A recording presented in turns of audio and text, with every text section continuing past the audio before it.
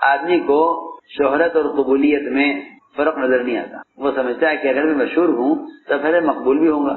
حالانکہ قبولیت الگ چیز ہے، شہرت الگ چیز ہے. مشہور ہونا بہت آسان ہے، مقبول ہونا بہت مشکل ہے. اور دونوں میں فرق ہے بہت بڑا کہ شہرت کی کوشش ہوتی ہے زمین سے، دنیا سے، اور وہ بادلوں تک بھی نہیں پہنچتی. جی ہاں، یاد رکھو کہ ان کی دعائیں بھی بادلوں تک نہیں پہنچتی. جن کی دعائیں قبول نہیں ہوتی ان کی دعائیں بادلوں تک نہیں پہنچتی. تو جو مقبول نہیں ہوتے اللہ کے یہاں، ان کی شہرت بادلوں سے اوپر نہیں جاتی. اور جو اللہ کے یہاں مقبول ہوتے ہیں کہ ان کی قبولیت کا اعلان آسمان اول پر ہوتا ہے. داعی اس وقت تک کام کر سکتا ہے امت میں جب تک وہ غیر جانبدار ہو کر کام کرے. کیا ہوگا؟ غیر وہ کام کر سکتا ہے. اور اگر اس نے ایک جانب پکڑ لی، جی ہاں، تو دوسروں کو مقابلے کی دعوت دے دی. دکان پر بیٹھے تھے، اچانک ایک گاہک آیا، یہ مال کتنے کا ہے؟ یہ جی یہ سامان اتنے کا ہے. کہ بھائی کچھ رعایت کرو، کچھ کم کہ نہیں، کوئی کم نہیں، ایک دام. خیر غور سے دیکھا کون ہے، اور آپ کے ساتھ تو ہمارا چلا لگا تھا. وہ ہاں یاد آیا، 4 سال پہلے آپ ہی کے ساتھ جماعت میں تھے. کیا رہ رہے نہیں، آپ تو ہماری جماعت کے ساتھی ہیں، آپ جو چاہیں دے دیں. نہیں، میں آپ کے ساتھ یہ نہیں کروں. آپ جو چاہیں جماعت کے ساتھی ہیں، میں آپ کے ساتھ یہ نہیں کروں. آپ سے ایک تعلق ہے، آپ کے ساتھ 4 مہینے لگے ہیں، آپ نے ہمارا بڑا اکرام کیا تھا. جب کہہ رہا ہوں کہ یہ میری خرید اتنے کی ہے، چلیے آپ اتنے دیں. ہر طرح نیچے اتر گیا، ہر طرح نیچے اتر گیا. جی ہاں، سنو میری بات. اس مزاج سے فرقہ بنتا ہے، امت نہیں بنتی. اس مزاج سے بالکل فرقہ بنے گا. اس مزاج سے فرقہ بنے گا، امت نہیں بنے گی. اس مزاج سے فرقہ بنے گا، امت نہیں بنے گی. پھر آیا کوئی اور گاہک، کیا بھائی یہ تو ہماری جماعت کے نہیں. میں کیا بتاؤں آپ کو، جس کے ساتھ معاملہ کرنا تھا اس پر تو احسان کیا، اور جس پر احسان کرنا تھا اس کے ساتھ معاملہ کیا. سارا کام الٹا ہو گیا.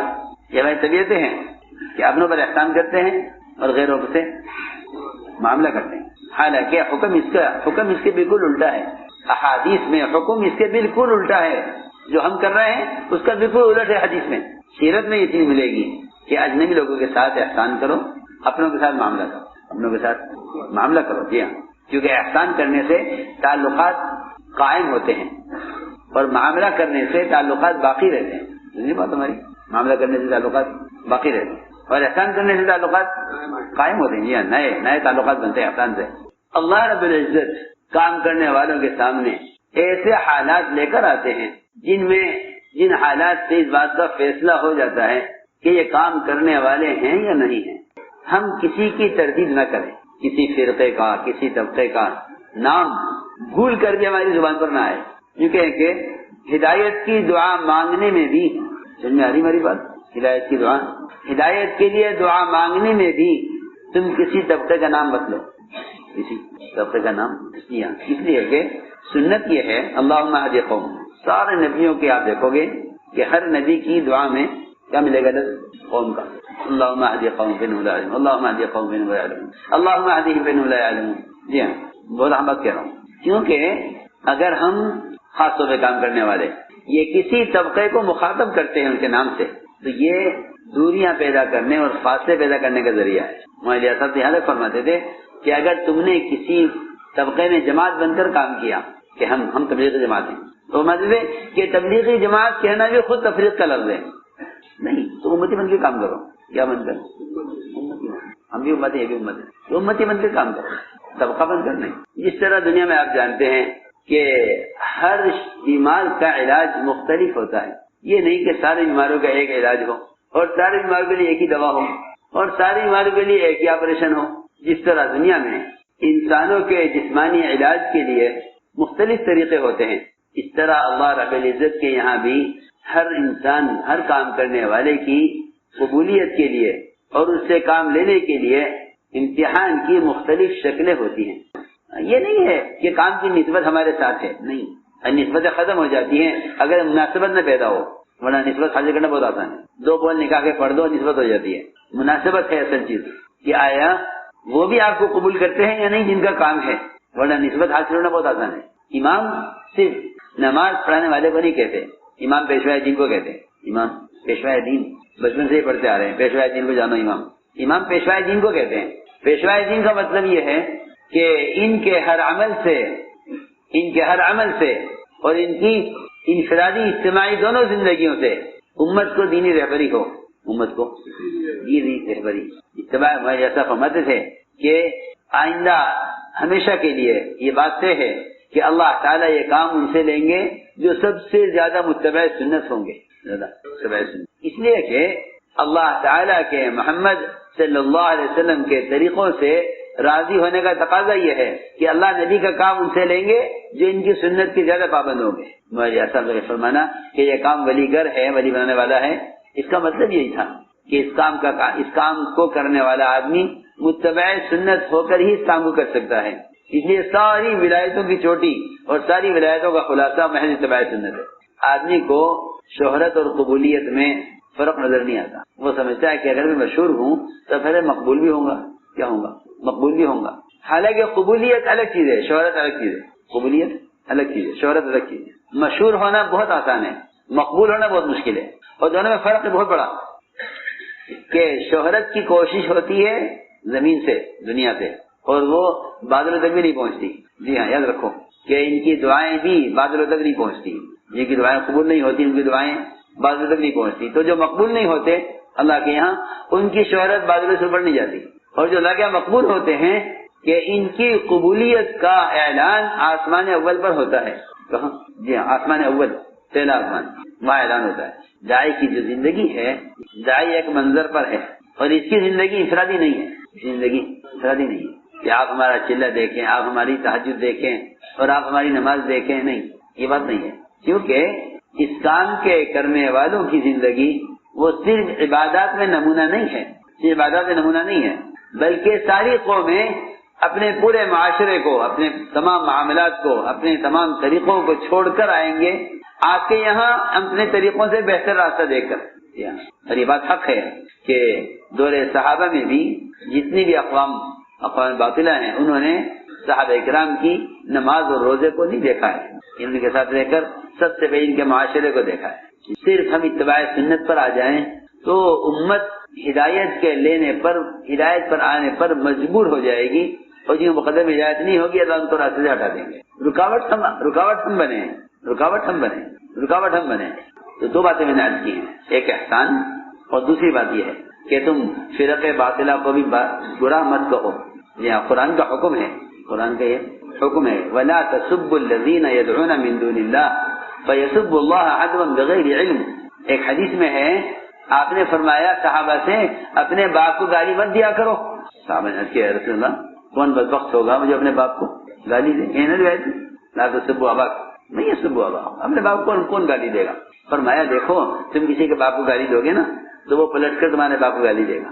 حدیث میں تو یہ ہے، اور قرآن میں یہ ہے کہ جو اللہ کو نہیں مانتے ہیں اور اللہ کے غیر کی پوجا کرتے ہیں تم ان کو برا مت کہو، ورنہ وہ جواب میں اللہ کو برا کہیں گے۔ جی ہاں، کون سب بنے گا؟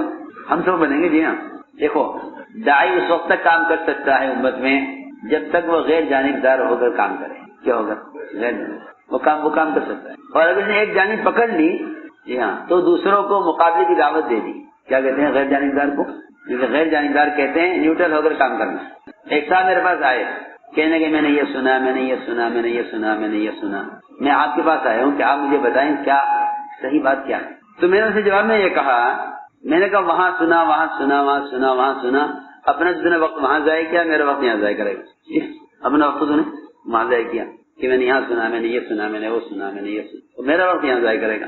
تو میں نے اسے ایک بات کہی، میں نے کہا دیکھو یہ بات سنی، وہ بات سنی، تصدیق کرنے کے لیے آ گئے، یہ کام وہی شخص کر سکتا ہے جو اپنے کام کو پوری طرح چھوڑ چکا ہوتا ہے، اپنے کام کو پوری طرح چھوڑ چکے گا، جو تبلیغ سے بالکل فارغ ہو جائے گا اور کام سے بالکل محروم ہو جائے گا، وہ سنے گا بات ادھر ادھر کی، وہ آگے پوچھے گا کیا بات ہے، وہ کیا بات تھی، وہ کیا بات ہے۔ کیونکہ میں تو اپنی تسلی کے لیے پوچھ رہا ہوں، میں نے کہا میں آپ سے عرض کرنا چاہتا ہوں کہ اگر آپ بیٹھ کر یہ سوچیں کہ اس وقت اس منٹ میں کتنے مسلمان دنیا سے بغیر کلمے کے جا رہے ہیں، تو آپ بتائیے کہ ان کو کلمے کی تلقین کرنے کا تقاضا زیادہ اہم ہے، یہ جو بات آپ سن کر آئے ہیں ادھر ادھر سے، اس کے پوچھ کر اس کی تصدیق کرنے کا تقاضا زیادہ اہم ہے؟ یہ ذرا مجھے بتا۔ میرے عزیز دوستوں، اگر کوئی شخص نماز پڑھا رہا ہو اور 10,000 کا مجمع پیچھے نماز پڑھ رہا ہو اور صرف ایک امام کی نظر پڑ جائے ایک نابینا پر جو کنویں کی طرف گرنے جا رہا ہو، اور اس خیال سے نہ دیکھے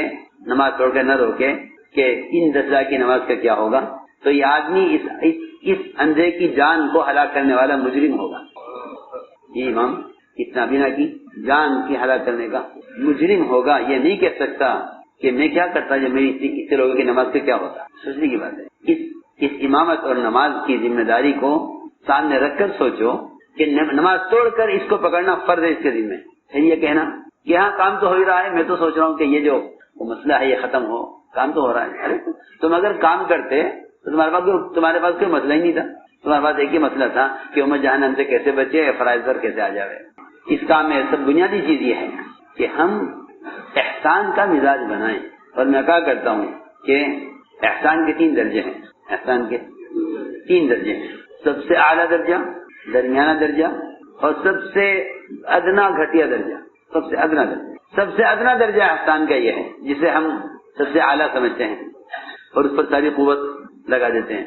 سب سے ادنا درجہ احسان کا یہ ہے کہ آپ پر کوئی احسان کرے آپ اس پر احسان کریں. یہ احسان کا سب سے ادنا درجہ ہے جس کو آج کل لوگ سب سے اعلیٰ سمجھتے ہیں. یہ نے یہ کیا ہم یہ کریں گے، ہم احسان کیا ہم احسان کریں. جی ہاں، وہ تو ایک حق کا واجب ہے آپ کے ذمہ جو آپ نے ادا کیا ہے. اس کو لوگ سمجھتے ہیں کہ بس احسان کی اس شکل سے جو میں کہہ رہا ہوں، احسان کے بدلے میں احسان، اس احسان کی شکل سے امت نہیں بنتی. اس سے ذاتی تعلقات اور اس سے گروپ بنتے ہیں. یہ ہمارے گروپ کا ہے کہ احسان ہم پر ہمارا احسان ہے. امت ایک طرف ہو جائے گی، یہ ایک طرف ہو جائے گی. اس لیے نبوت اور سیرت میں یہ احسان کا سب سے ادنا درجہ ہے. احسان کا سب سے ادنا درجہ. درمیانہ درجہ یہ ہے کہ آپ ان لوگوں پر احسان کریں جنہوں نے آپ پر کوئی احسان نہیں کیا کبھی بھی. نہ آپ سے ملے، نہ کبھی آپ کی عیادت کی، نہ کبھی آپ کے یہاں تعزیت کی، نہ کبھی آپ کو اپنی کسی تقریر میں مدعو کیا، نہ کبھی آپ سے آخر ملے. میں کہتا ہوں یہاں تک نہ کبھی آپ کو سلام کیا. اس لیے سلام میں پہل کرنے والے اس لیے افضل ہے کہ سلام کا جواب دینے والا تو مفضول ہے کیونکہ اس نے سلام کے جواب میں جواب دیا ہے، احسان کے بدلے میں احسان کیا ہے. احسان کے بدلے میں احسان کیا. تو یہ اس حدیث سے ہی معلوم ہو جاتا ہے کہ جواب دینے والا، جواب میں احسان کرنے والا آدمی تو ادنا ہے، وہ فرشتہ کرنے والا افضل ہے. جو سلام فرشتہ کرے وہ افضل ہے. جو جواب دے رہا ہے وہ تو اس کے احسان کا جواب دے رہا ہے. تو میں نے عرض کیا احسان کا درمیانہ درجہ یہ ہے کہ آپ پر کوئی آدمی احسان نہیں کرتا مگر آپ اس پر احسان کرتے ہیں. یہ احسان کا درمیانہ درجہ ہے. اعلیٰ احسان کیا ہے کہ اعلیٰ احسان یہ ہے کہ جو آپ کو سب سے زیادہ ستانے والا ہو آپ اس سے احسان کریں. آپ دیکھیے سیرت کو اٹھاتا ہے. اس لیے محسن انسانیت آپ ہیں کہ آپ کے احسان کا جو طریقہ ہے، جو احسان کا آپ کا معمول ہے وہ ستانے والوں پر احسان ہے. اس لیے آپ دیکھیں گے کہ فتح مکہ کے موقع پہ جتنا مال آیا آپ نے سارا مال انصار میں تقسیم کیا. وہ جو ہے سارا مال مہاجر میں تقسیم کیا. انصار کو آپ نے کچھ نہیں دیا، 1 درہم 1 چونی بھی انصار کو نہیں. اس لیے جن کے اعمال ہلکے، تو جن کا اللہ کا تعلق ذات کے ساتھ تعلق کمزور ہوتا ہے وہ تو اس سیل میں بہ جاتے ہیں، سیلاب میں بہ جاتے ہیں. قرآن میں ہے اما زبد یا زبو جفا کہ جو اوپر کا جھاگ ہے وہ تو پانی کے ساتھ گزر جائے گا. اور جو بھاری چیزیں ہوتی ہے نا جن کے اعمال ثقیل ہوتے ہیں، بھاری اخلاص والے، وہ پانی میں نیچے بیٹھ جاتا ہے. اس لیے سمندر میں آپ دیکھیں گے نفع کی چیزیں نیچے ملیں گی اور بیکار چیزیں سب اوپر. یہ تو بہت سادہ کام ہے، یہ بہت سادہ کام ہے واقعی. اور اس سادے کام کو سادگی کے ساتھ ہی کیا جا سکتا ہے. چال بازیوں کا اور اللہ مجھے معاف کرے بات کے گھمانے کا، بات کی گھمانے کی اس میں کوئی گنجائش نہیں ہے کہ آدمی بات گھما دے. بڑا کام ہے سادہ. ایک کام یہ بھی تھا کہ حضور اکرم صلی اللہ علیہ وسلم پر جو وحی آتی تھی، اس وحی کو چند صحابہ جو لکھنے والے تھے، لکھنا جانتے تھے، وہ وحی کو لکھا کرتے تھے. متعدد آپ کے وحی کے لکھنے والے ہیں، بہت اہم بات ہے. تو اس میں ایک صحابی تھے عبداللہ بن سعد بن سرح. جب آپ پر وحی آتی تھی تو آپ ان کو بلاتے تھے اور ان سے وحی لکھواتے تھے. اللہ نے امتحان لیا کہ جو آدمی حضور اکرم صلی اللہ علیہ وسلم پر آنے والی وحی کی کیفیت کو دیکھ رہا ہے اور وحی کے ختم ہونے کے بعد آپ کی بتلائے ہوئے کلمات کو وحی اور قرآن یقین کرتے ہوئے لکھ رہا ہے اور ہمیشہ کے لیے لکھ رہا ہے، اتنا امانت دار آدمی ہے کہ ایک حرف اپنی طرف سے نہ بڑھا سکتا ہے نہ گھٹا سکتا ہے. سننا بہت توجہ سے بات. اس کا امتحان پہ لیا جائے کہ اسے خود اس پر کتنا یقین ہے کہ ہاں یہ وحی ہے. میں ایک مثال دے رہا ہوں، بہت اہم مثال ہے. اللہ نے امتحان لیا کہ جس کام میں یہ لگا ہوا ہے وحی کی لکھنے پر، اسے خود وحی پر کتنا یقین ہے. تو اللہ تعالیٰ نے اس امتحان کے لیے انسان کے پیدا ہونے کے مراحل قرآن نے بیان کیے. ہم نے انسان کو کیسے بنایا، پھر ماں کے رحم میں پہلے کیا تھا، پھر کیا ہوا، پھر کیا بنا، پھر کیا شکل بنی، پوری آیت ہے قرآن کی. آخر میں فرمایا فتبارک اللہ احسن الخالقین، بڑی بابرکت اللہ کی ذات ہے جو سب تمام بنانے والوں سے اچھا بنانے والا ہے. وہی پر یقین کا امتحان لینے کے لیے اللہ تعالیٰ نے ان کی زبان پر یہ کلمات جاری کر دیے. صحابی کی زبان پر کلمات انہوں نے کہا اللہ نے کہلوایا ان سے، ان کی زبان سے فتبارک اللہ احسن الخالقین، اللہ کیا ہی بابرکت ذات ہے اور کیا ہی اچھے بنانے والے ہیں. اس کے بعد آپ نے فرمایا کہ ہاں یہ بھی لکھو، یہ بھی آئیے. یہاں بس مجھے یاد کرنا تھا کہ یہاں ان کو یہ کہنا چاہیے تھا کہ بے شک وحی آپ پر آتی ہے اور آپ جو فرما رہے ہیں یہی حق ہے. انہوں نے کہا نہیں یہ تو میں کہہ رہا ہوں. آپ نے کہا کہ نہیں وحی آئی ہے. انہوں نے کہا نہیں میں کہہ رہا ہوں. آپ نے کہا وحی آئی ہے، میں مجھ وحی آئی ہے. تو یہ کہنے لگے کہ نعوذ باللہ آسمان سے وحی کوئی نہیں آتی، جس کی جو بات اچھی لگتی ہے وہ لکھوا دیتے ہیں. امتحان ہے، دیکھیں تو صحیح، یہ اتنا بڑا کام کر رہے ہیں، انہیں اس کام کے حق ہونے کا کتنا یقین ہے. یہ کہہ کر یہ مرتد ہو گئے اسلام سے اور یہ کہنے لگے. ایک روایت میں ذہن ملتا ہے کہ آپ نبی ہیں تو میں بھی نبی ہوں، کیونکہ آپ پر وحی آتی ہے مجھ سے بھی وحی آتی ہے. یہ میں نے ایک مثال دی ہے.